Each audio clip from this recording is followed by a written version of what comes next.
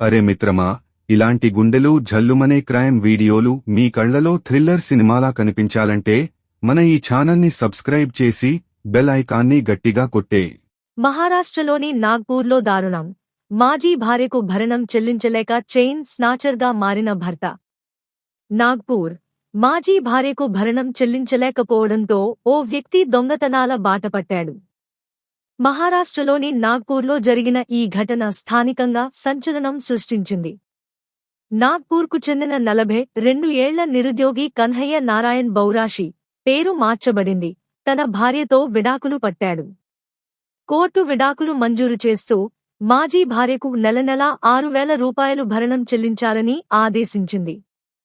ఉద్యోగం లేకపోవడంతో ఈ మొత్తాన్ని చెల్లించలేకపోయాడు. దీంతో కన్హయ్య దొంగతనాలు మొదలుపెట్టాడు. ఇటీవల 74 ఏళ్ల మహిళ జయశ్రీ జయకుమార్ గడే మెడలోని బంగారం గొలుసు చోరీకి గురైంది.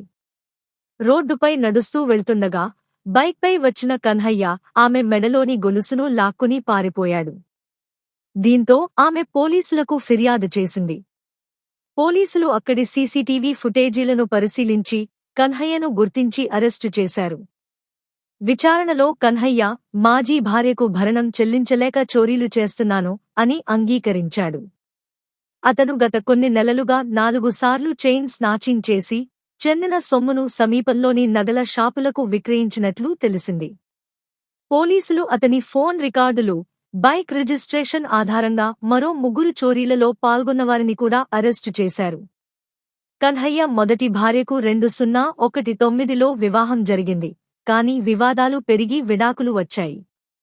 అప్పుస్తులు, ఉద్యోగం లేకపోవడంతో ఈ మార్గాన్ని ఎంచుకున్నాడు. పోలీసులు కేసును ఐపీసీ సెక్షన్ 379 చోరీ కింద నమోదు చేసి అతన్ని రిమాండ్కు తరలించారు. ఈ ఘటన నాగ్పూర్లో భయాందోళనలు రేపింది మరియు విడాకుల తర్వాత భరణం, ఆర్థిక సమస్యలపై చర్చలు జరుగుతున్నాయి. అదనపు వివరాలు. స్థానిక వార్తల ప్రకారం కన్హయ్య గత 6 నెలలుగా 4 సార్లు చైన్ స్నాచింగ్ చేసి మొత్తం 2.5 లక్షల రూపాయలు విలువైన బంగారాన్ని చోరీ చేశాడు. ఆ డబ్బుతో మాజీ భార్యకు 24,000 రూపాయలు చెల్లించాడు. మిగిలినది తన అప్పులకు ఉపయోగించుకున్నాడు. పోలీసులు అతని బైక్ను స్వాధీనం చేసుకుని మరో చోరీలలో పాల్గొన్నవారిని గుర్తించారు. ఈ ఘటన మహారాష్ట్రలో విడాకుల తర్వాత భరణం చెల్లించలేకపోవడంతో పురుషులు దొంగతనాలకు దిగుతున్నప్పటికీ ఇది తీవ్ర పరిణామాలకు దారితీస్తుందని చర్చలు జరుగుతున్నాయి. జాగ్రత్తలు, సలహాలు.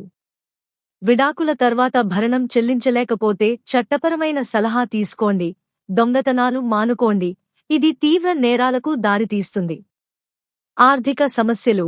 నిరుద్యోగం ఉన్నప్పుడు 9152907829 మానసిక ఆరోగ్య హెల్ప్ లైన్ లేదా స్థానిక ఉద్యోగ కార్యాలయాల సహాయం తీసుకోండి.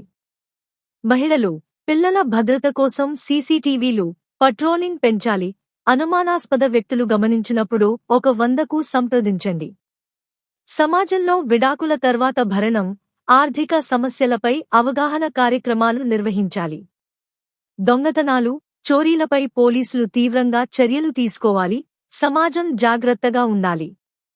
అనుమానాస్పద చర్యలు గమనించినప్పుడు స్థానిక పోలీసులకు సమాచారం ఇవ్వండి.